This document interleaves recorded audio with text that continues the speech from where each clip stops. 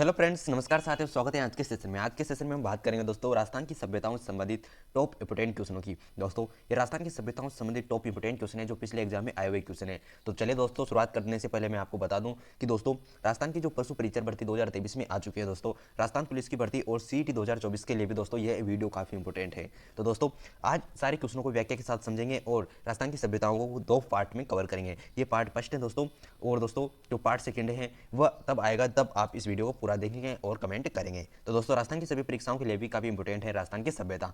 तो चलिए दोस्तों शुरुआत करते हैं आज के सेशन को। दोस्तों शुरुआत करने से पहले इस वीडियो को लाइक कर दीजिए और शेयर कर दीजिए। तो दोस्तों क्वेश्चन नंबर पहला है आपका, बहुत ही इंपोर्टेंट क्वेश्चन है। महिषासुर मर्दिनी की मूर्ति किस सभ्यता स्थल से प्राप्त हुई है? दोस्तों काफी इंपोर्टेंट क्वेश्चन एग्जाम में आया हुआ क्वेश्चन है कि जो महिषासुर मर्दिनी की मूर्ति हैं वह हमें किस सभ्यता स्थल से प्राप्त होती है। तो राइट आंसर इसका नैनवा सभ्यता। अब नैनवा सभ्यता की हम बात करें दोस्तों कि नैनवा सभ्यता है वो कौन से जिले में है, तो याद रखना नैनवा सभ्यता आपकी बूंदी जिले में है। कौन से जिले में दोस्तों? बूंदी जिले में स्थित है आपकी नैनवा सभ्यता। अब नैनवा सभ्यता है दोस्तों, यहाँ से हमें क्या प्राप्त होते हैं? तो याद रखना दोस्तों नैनवा सभ्यता से दोस्तों हमें क्या प्राप्त हुआ, यहाँ से हमें जो शाक्त धर्म है दोस्तों उसके प्रमाण हमें यहाँ से प्राप्त होते हैं। धर्म के प्रमाण हमें यहाँ से प्राप्त होते हैं। किस धर्म के? शाक्त धर्म के प्रमाण हमें नैनवा सभ्यता से प्राप्त होते हैं जो कि बूंदी जिले में स्थित है। वहीं दोस्तों आगे बात करते हैं नेक्स्ट क्वेश्चन की, सर्वाधिक कब्रें किस सभ्यता से प्राप्त हुई हैं? दोस्तों ये भी काफी इंपोर्टेंट क्वेश्चन है आपके एग्जाम की दृष्टि से। देखिए दोस्तों कि सर्वाधिक कब्रें हैं दोस्तों वो हमें बयाना सभ्यता से प्राप्त होती है। अब दोस्तों बयाना सभ्यता की बात करें, बयाना सभ्यता आपकी कौन से जिले में है? भरतपुर जिले में दोस्तों, भरतपुर जिले में स्थित है आपकी बयाना सभ्यता। इसी बयाना सभ्यता दोस्तों इसका जो प्राचीन नाम है वो हमें क्या मिलता है? तो याद रखना इसी का जो प्राचीन नाम है वो हमें शोणितपुर मिलता है, यानी कि जो शोणितपुर है दोस्तों वह इसका प्राचीन नाम है। शोणितपुरा में इसका प्राचीन नाम मिलता है। वहीं दोस्तों यहाँ से बात करें तो गुप्त काल के सिक्कों का यहाँ सबसे बड़ा भंडार हमें प्राप्त होता है, यानी कि जो गुप्त काल के सिक्के हैं दोस्तों उनका सबसे बड़ा भंडार हमें बयाना सभ्यता से प्राप्त होता है। तो दोस्तों बात करते हैं नेक्स्ट क्वेश्चन की। क्वेश्चन नंबर अगला है, बटन के समान मोहरें किस सभ्यता से प्राप्त हुई? दोस्तों ये बटन होता है तो इसके समान जो मोहरें हैं वह किस सभ्यता से प्राप्त होती है? काफी इंपॉर्टेंट है दोस्तों। जो बरौर सभ्यता है दोस्तों, जो बरौर सभ्यता है उससे हमें बटन के समान मोहरें प्राप्त होती हैं। अब दोस्तों जो बरौर सभ्यता है वो कौन से जिले में है? तो याद रखना बरौर सभ्यता कौन से जिले में है? तो याद रखना गंगानगर जिले में। कौन से जिले में दोस्तों? गंगानगर जिले में स्थित है आपकी बरौर सभ्यता। दोस्तों गंगानगर जिले में स्थित है आपकी बरौर सभ्यता। कौन से जिले में? गंगानगर। वहीं दोस्तों बात करें कि इसका उत्खनन कार्य किसने किया था? दोस्तों जो बरौर सभ्यता है उसका उत्खनन कार्य 2003 में इसका उत्खनन कार्य हुआ था। दोस्तों राजस्थान राज्य पुरातत्व विभाग के द्वारा इसका उत्खनन कार्य किया गया था बरौर सभ्यता का। वहीं दोस्तों नेक्स्ट क्वेश्चन की बात करें कि सोती सभ्यता किस जिले में स्थित है? जो सोती सभ्यता है दोस्तों वो आपकी हनुमानगढ़ जिले में स्थित है। अब सोती सभ्यता की बात करें दोस्तों कि ये सरस्वती नदी के किनारे स्थित है। किस नदी के किनारे दोस्तों? सरस्वती नदी के किनारे स्थित है आपकी सोती सभ्यता। इसका उत्खनन किसने किया था? तो याद रखना इसका उत्खनन कब हुआ था? 1953 में दोस्तों, 1953 में इसका उत्खनन कार्य हुआ था। दोस्तों अमलानंद घोष के द्वारा इसका उत्खनन कार्य किया गया था। किसके द्वारा किया गया था? अमलानंद घोष के द्वारा इसका उत्खनन कार्य संपन्न किया गया था। दोस्तों याद रखना अमलानंद घोष के द्वारा। लेकिन दोस्तों ये भी इंपॉर्टेंट पॉइंट है कि जो सोती सभ्यता है दोस्तों उसे कालीबंगा सभ्यता की जो फर्स्ट नाम दिया गया, यानी कि कालीबंगा सभ्यता है उसका फर्स्ट नाम है वह सोती सभ्यता को कालीबंगा सभ्यता फर्स्ट नाम दिया गया है। बात करते हैं नेक्स्ट क्वेश्चन की। नेक्स्ट क्वेश्चन है आपका, किस सभ्यता स्थल से कालीबंगा फर्स्ट नाम दिया गया है? यानी कि सोती सभ्यता है दोस्तों अभी बात की थी जो हनुमानगढ़ जिले में स्थित है सरस्वती नदी के किनारे, तो इसी सभ्यता को दोस्तों सोती सभ्यता को दोस्तों कालीबंगा फर्स्ट नाम दिया गया है। नेक्स्ट क्वेश्चन की बात करें कि सोती सभ्यता का उत्खनन कार्य किसने किया था? तो याद रखना सोती सभ्यता का उत्खनन कार्य दोस्तों 1953 ईस्वी में अमलानंद घोष के द्वारा इस सभ्यता का उत्खनन कार्य संपन्न हुआ था। वहीं दोस्तों बात करते हैं नेक्स्ट क्वेश्चन की। नेक्स्ट क्वेश्चन है, मालव गणराज्य के सिक्के किस सभ्यता से प्राप्त हुए? यानी कि जो मालव गणराज्य के सिक्के हैं वो हमें किस सभ्यता से प्राप्त होते हैं? तो याद रखना दोस्तों इस ये जो मालव गणराज्य के सिक्के हैं वो हमें रेड और नगर, दो सभ्यताएं दोस्तों, रेड और नगर सभ्यता, वहां से हमें मालव गणराज्य के सिक्के प्राप्त होते हैं। वहीं दोस्तों नेक्स्ट क्वेश्चन है, नगर सभ्यता किस जिले में स्थित है? तो आपके टोंक जिले में स्थित है नगर सभ्यता। अब नगर सभ्यता के बारे में पढ़े तो दोस्तों नगर जब सभ्यता है वह टोंक जिले में है। इसका प्राचीन नाम दोस्तों मालव नगर, मालव गणराज्य, करकोटा नगर की ये राजधानी हुआ करती थी, यानी कि मालव नगर इसका प्राचीन नाम हमें मिलता है। कौन सा मिलता है? जो मालव नगर है दोस्तों वह हमें इसका प्राचीन नाम मिलता है। वहीं दोस्तों यहाँ से भी हमें महिषासुर मर्दिनी की मूर्ति के जो प्रमाण है वो हमें प्राप्त होती है। महिषासुर मर्दिनी की मूर्ति प्राप्त यहाँ से होती है, जो इसका प्राचीनतम अंकन यहाँ पर हमें माना जाता है। दोस्तों हाथ मुद्राएं, यानी कि जो हाथ मुद्राएं वो हमें यहाँ से प्राप्त होती है। पंचमार्क सिक्के हमें यहाँ से प्राप्त होते हैं। किस सभ्यता से? नगर सभ्यता है, वहाँ से हमें पंचमार्क सिक्के यहाँ से हमें प्राप्त होते हैं। दोस्तों याद रखना दोस्तों पंचमार्क सिक्के हमें कहाँ से प्राप्त होते हैं? नगर सभ्यता से। वहीं बात करें दोस्तों मालव गणराज्य के सिक्के में रेड और टोक सभ्यता से यहाँ से प्राप्त होते हैं।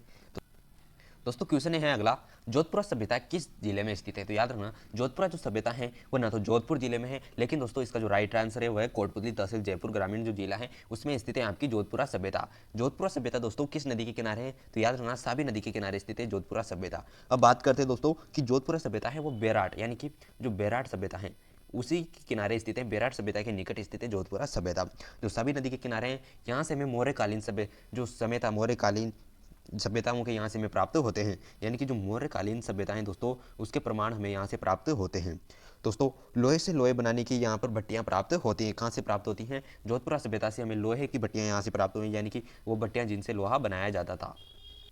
दोस्तों क्वेश्चन नंबर अगला है, औजारों की नगरी किस सभ्यता को कहा जाता है? तो याद रखना कुराड़ा सभ्यता को औजारों की नगरी कहा जाता है। वहीं अगला क्वेश्चन है, कुराड़ा सभ्यता किस स्थान पर है? जो कुराड़ा सभ्यता है वह आपके पर्वतसर स्थान पर स्थित है। कुराड़ा गांव पर्वतसर में स्थित है। वहीं दोस्तों बात करें कुराड़ा सभ्यता की तो दोस्तों यहाँ से हमें दोस्तों औजारों की नगरी भी से कहा जाता है। दोस्तों यह ईरान के साथ पारस्परिक संबंधों का यहाँ पर द्योतक भी हमें प्राप्त होता है।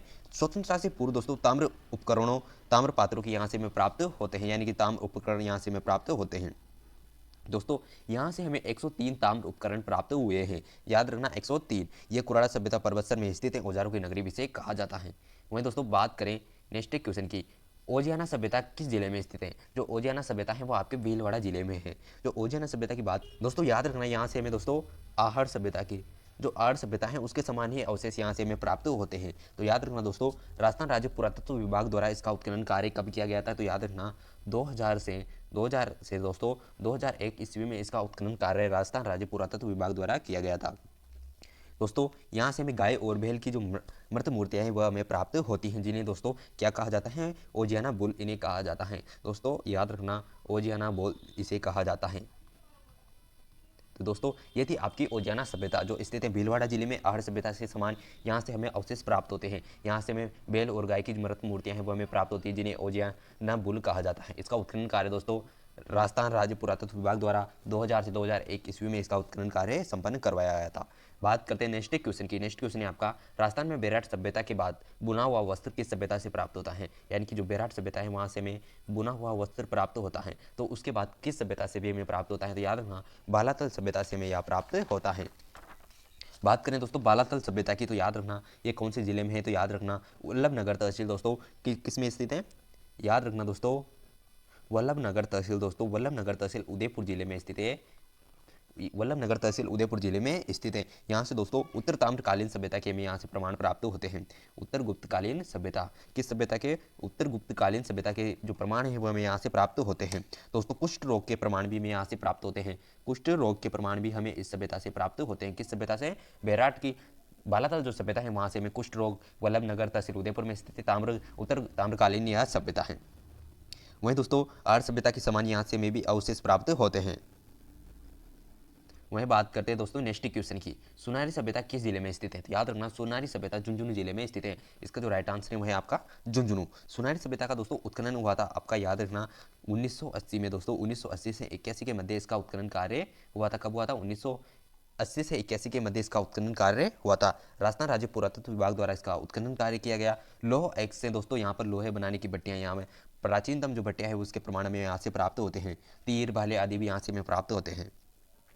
दोस्तों शुंग व कुषाण कालीन अवशेष भी हमें जो सुनारी सभ्यता है उससे प्राप्त होते हैं। नेक्स्ट क्वेश्चन है सुनारी सभ्यता का उत्खनन कार्य किसने किया? तो याद रखना राजस्थान राज्य पुरातत्व विभाग द्वारा 1980 से 81 के मध्य दोस्तों 80 से 81 के मध्य इसका उत्खनन कार्य संपन्न हुआ था। वहीं दोस्तों बात करते हैं नेक्स्ट क्वेश्चन की, कालीबंगा की सभ्यता का विकास किस नदी के किनारे हुआ? तो दोस्तों ये एग्जाम में काफी इंपोर्टेंट अनेक बार क्वेश्चन पूछा गया है। कालीबंगा का विकास दोस्तों किस नदी के किनारे हुआ? तो याद रखना घग्गर नदी के किनारे कालीबंगा सभ्यता का विकास होता है। दोस्तों इसी घग्गर नदी को प्राचीन काल में सरस्वती नदी भी कहा जाता था। कौन सी नदी कहा जाता था? सरस्वती नदी। इस नदी को प्राचीन काल में कहा जाता था। दोस्तों यह नदी दोस्तों आंतरिक प्रवाह की सबसे बड़ी नदी है। वहीं दोस्तों बात करें कालीबंगा सभ्यता के बारे में, कालीबंगा सभ्यता है दोस्तों यहाँ से हमें काले रंग की चूड़ियाँ भी प्राप्त होती है, इसीलिए इसे कालीबंगा सभ्यता नाम दिया गया है। यहाँ से हमें दूर के अवशेष प्राप्त होते हैं। साथ ही दोस्तों याद रखना ये किस जिले में है? तो याद रखना आपके हनुमानगढ़ जिले में स्थित है दोस्तों। हनुमानगढ़ में दोस्तों याद रखना हनुमानगढ़ जिले में स्थित है ये कालीबंगा सभ्यता। और दोस्तों बात करें तो दोस्तों यह सभ्यता दोस्तों एलपी तेसीतोरी द्वारा इसकी जानकारी, सभ्यता की जानकारी सर्वप्रथम एलपी तेसीतोरी के माध्यम से हमें प्राप्त होती है। एलपी तेसीतोरी के माध्यम से दोस्तों याद रखना, एलपी तेसीतोरी के माध्यम से इस सभ्यता की जानकारी हमें सर्वप्रथम प्राप्त होती है। तो अम्लानंद घोष के द्वारा सर्वप्रथम इसकी खोज हुई थी दोस्तों। लेकिन दोस्तों उत्खनन कार्य इसका हुआ था 1961 में दोस्तों। 1961 से 62 के मध्य दोस्तों इसका उत्खनन कार्य बीवी लाल और बी के थापर के माध्यम से इसका उत्खनन कार्य संपन्न हुआ।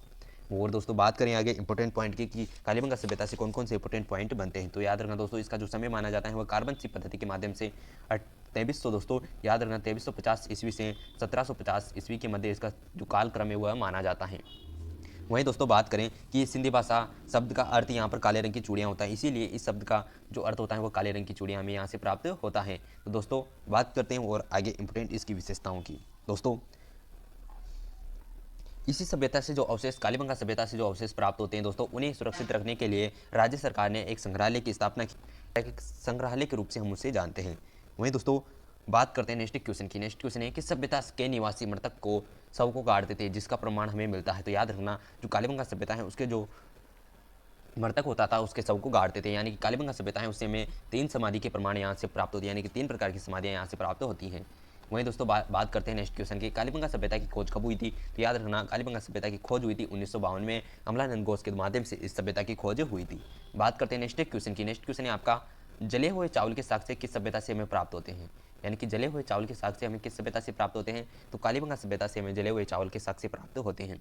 बात करते हैं नेक्स्ट क्वेश्चन की, मौर्य युगीन बौद्ध स्तूप के अवशेष कहाँ से प्राप्त हुए हैं। याद रखना विराट सभ्यता दोस्तों वहाँ से हमें मौर्य युगीन बौद्ध स्तूप के अवशेष प्राप्त होते हैं।